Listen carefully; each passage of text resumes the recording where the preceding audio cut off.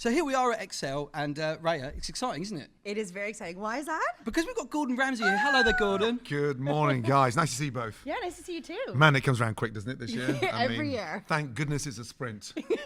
Looking at the colour of the water And a out relay, no less. there. I'm a little bit injured, so that's the nice thing about having 4 kids. You can delegate. You can delegate parts of the race. So this year we're going to do the swim, the bike, and then hand it over to Meg for the sprint. Nice. Is she ready? She's ready, yeah. She's in her prime, 20 years of age, and she has a boyfriend that I'd like to drown right now. Oh, right, okay. And would you pull him out as part of a transition, or just leave him in the water? No, I think I'd rather just stick him at the top of the bridge and hang him over the sides by his ankles, Right, like every father would like to do to their daughter's boyfriend. Is he with us today? He will be for the next 7 minutes. Next 7 minutes. 7 minutes of him screaming and asking for someone to call 999 because he's being dangled over the bridge. I now have such an insight into how my father feels when I bring home a new guy. Yeah, no, it's having 3 daughters. I can guarantee I am literally crapping myself. And I have to remind one of them, Holly, who's our sort of fashionista, I'm your dad, not your sponsor. Okay? Holy mackerel. So is it not the case then that if you've got 3 daughters that you could probably get all 3 boyfriends into one place and sort of like efficiently sort of dispose of them all at one time or something like Yes, or just continue to pay them to stay single. that? Pay them to be sick. Oh my God. Guys, if you listen right now, date one of Gordon Ramsay's daughters. There's a great financial advantage to not seeing them. It's fabulous. Let's not promote payouts, there you please. go. There you go. So 16 Matilda, 18 for Holly, and Meg 20. So it's just, it's tough from my dad's point of view, yeah. Wow. So they're all kind of around that being new to be an adult thing, and then. Yes. But does that mean you have to let go of the reins pretty soon, doesn't it? It's sort of, yeah. I mean, I went to pick Tilly up from a nightclub a couple of weeks back and snuck in there 2 hours before and hung behind the DJ booth. And she spotted me and she was not impressed, especially when I started hitting the moves. Wow. Oh, did you do that? Did you do that? Oh my! I think it's every father's right to embarrass their daughters. Yes. She said, Dad, you look like you're having a fit. Which you explained was just training for the next Tapering. triathlon. That's right, tapering. That's right. Yeah, exactly. Following precision training inside. Now, you're here as a result of precision coaching, and more than excited to have you here as one of the athletes. Why did you pick precision? I think from a sort of, I'm a busy guy. I met Will Usher literally 7 years ago, and it changed my life. And I think precision for me is almost like a pro team advice across swimming, biking, running, nutrition, and it's just that, I suppose, that mega insight that you can't get anywhere else, and the home feel about the club. You're part of a family, and so you sort of sweat together, grow together, live together, and you can follow each other socially, which is so nice. Okay, and then maybe you could rope some of the people into disposing of your daughter's boyfriend. Yes, that would be nice. Yeah, maybe get a tandem on the back of the bike. It's and one stick big them in. happy family, and we're here for each other. Exactly that. Yes, thank you. I need help right now.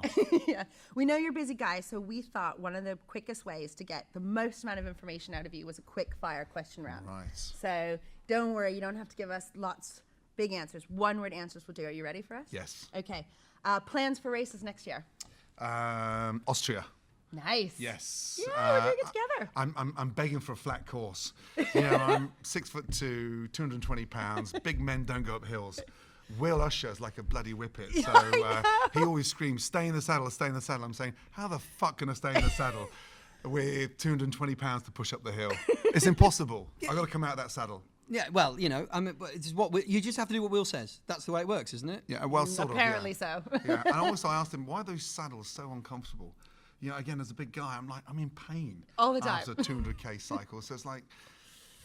But he puts you through your paces as well, right? It's not just a 200k cycle. No, he does, yeah, and he sort of dangles like cupcakes at the back of his bike. Do you find as a heavier person, I find this when I go out riding with people like Raya, that you descend a lot... Hang on a minute, caveat that. I'm heavier than you. Okay, fine. That you descend a lot quicker when not pedalling. Yeah, that's true. Yeah, I got big And you thighs. carry that weight up the next hill a little bit. Yeah, sort of, yeah. There's a brief moment when you start Yes. going up the next ascent where you just think, Yeah. I've got this nailed. And then, and then all the bloody gazelles just sort of fly past you. You're like, this is rubbish. But I got size 15 feet. I remember one of my first ever races with Will, with the club, and they were laughing at me because they had these like warmers on their feet and all this gear, and I turned up with these like canoes. and my feet were frozen. My toes took 4 hours to defrost. It was insane. Yeah. Genuine question: if you've got size 15 feet and you're on a TT bike where the actual wheelbase is really narrow, have you got a situation where if you're clipped in, you can't turn the wheel because the front of your toes catch the wheel? Sometimes, yeah, it's like a card in the spokes. I mean, think it's insane. They've got to be honestly. given a 30-second benefit at the start for that, Yeah. because that sounds almost like a disability. But I mean, I mean, there's only one person's happy with those size 15 feet. That's my wife. All right, okay, because it's And reflected, is because it? it's reflected, and also sometimes, I tend to swim like a dolphin. Stephen went there. That was the one answer. That was the one question. Well done. Yeah, No, sorry. you've done well Jesus, there. I'm so sorry. Go on, favourite discipline? Favorite discipline. I would say when Will is FaceTiming you on Swift. There's nowhere to Yeah. hide. You can't go for pee every 2 minutes. It's like, can you hear me? Yeah, stay with me. I'm like, oh, really? So you Yeah. can't hide. That's the worst thing about remote training, that he can see you as you So FaceTime. true. Yep, I know. I've been there, done that. Okay, and what about a bike then? What is your bike? What bike have you got? I have a Specialized. I don't know all these flash names. Right. This thing's carbon and it fast? it's super fast, and it's got like a mobile kitchen on the back. Right, where all the things are. It's just Have you ever broken it though? I snapped a handlebar once. Yes. Pulling. See, snapping a handlebar is an absolute badge of honour, because you can only do it if you're going for it, or Yes. you crash. Yes. It has to be dramatic. You Yeah. can't break it getting it in and out of a car or being packed into a case take on a plane. Yeah, exactly. No, so it's lifting it. only ever dramatic crashes of the handlebar. Exactly. So top marks. Sea or lake swim? Definitely the sea. Nice. There's something more appetizing about. I remember that start in Kona, and we're like dangling at 5:30 in the morning. The visibility was like 45, 50 meters, and we're waiting for the cannon to go off, and I could see these like dorade and a little moray eel, and I Yeah. couldn't stop thinking about dishes that I'm going to sort of do, and how can I? You were just how can I hungry at the start of an Ironman. how can I get through this 3.8k swim? I was really worried because I had no wetsuit, and then of course you get into that water and there's a lot of salt there, so you're literally You're buoyant anyways, So yeah. I'm like, shit, there's turtle, there's a turtle soup, there's a dorade. Yeah. How about a pan-seared dorade with some fresh noodles? And all of a sudden I saw With this some eel, fresh noodles. and I'm like, Christ! And that's how I got through that swim. I was the same in Mexico. Mexico had all these amazing fishes, and then right at the very end there was dolphins, and all I wanted to See. do was swim faster to see the dolphins. And I had a PB. It was amazing. There you go.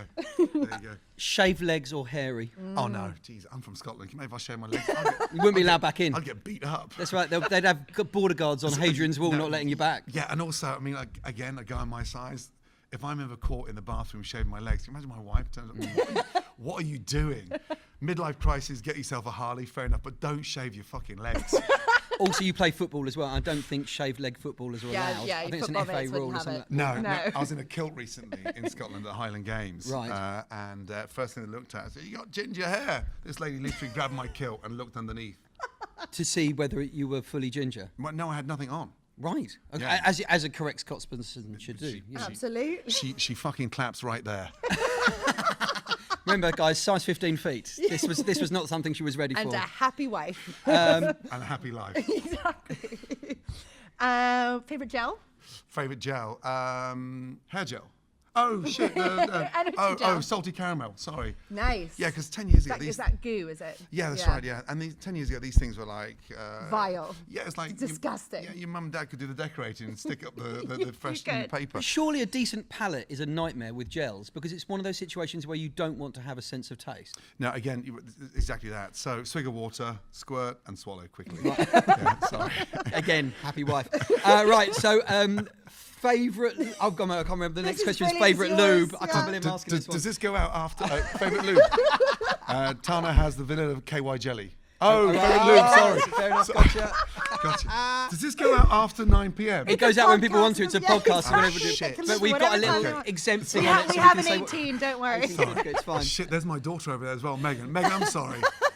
Although that's how She you is were so created. embarrassed right That's now. how you She's not were embarrassed. created. She's texting her boyfriend right now saying, look, literally don't go Be anywhere near him. careful. Be careful. Your life is limited. Charlie, I'll see you on the bridge in 2 minutes. We've got a meeting, you and I. Okay, hilly stages or flat stages. When it comes to triathlon, what's your favourite? We know that one. Definitely flat. Yeah. Yeah, definitely flat. Hot or cold temperatures to race in? Definitely cold. Yeah. Yeah, definitely. I spent my life in front of hot kitchens, and it's not good. So cold keeps me moving. Yeah. This question seems almost obvious, but someone's written golf or triathlon. Oh, geez, golf. No, definitely not. No, triathlon beyond. Yeah. Yeah, No, but golf. you've got Scottish blood in you. Do you not feel the calling towards golf? No, not chasing the ball across the green. No chance. No. Triathlons any day.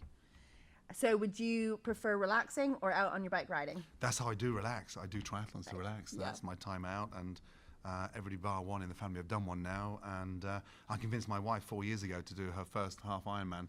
I said to her, look, She's pretty legendary, isn't she? incredible. I said, Yeah. we can spend a lot more time together. Here's a brand new bike. Here's an amazing coach. Sign up, and you and I are going to ride the hills together. Or the flats? Or the flats, yeah, exactly. Coffee or tea? Definitely coffee. Right, okay. Favorite cake stop? I would go for a banana bread. Again, we go out on these incredible rides, and Will knows all these little cake shops. So yeah, carrot cake with lots of frosting. Yeah. And in your triathlon history, what's been or just riding history, what's been your favourite ever event that you've done? Last 2 miles of Kona, and literally crossing that line together with amazing athletes. I remember a doctor, paramedic, and a police officer, and all of us crossing the line at the same time. It was just that moment you think, wow, there's nothing quite like it. And you had the pros coming back, onto the course, helping the sort of fat 220-pound Scots over the line, literally rolling me over the line. They get a Pride of Britain at the end of that, Yes. I believe, actually. And I got back and it was dark. Finished up. I knew I was in the shit with the time when they gave me glow lights at a halfway stage on the run. Here, so we can see you at the end of the course. Put this on. Congratulations, you fat fuck. Not good. But I finished. Yeah, excellent. Thank you very much for joining us. Thank Gordon, you. And It's been great a to have you pleasure. part of the Precision family. Thank you very much for joining us on the podcast as well. Cheers. Bye. Thanks, guys.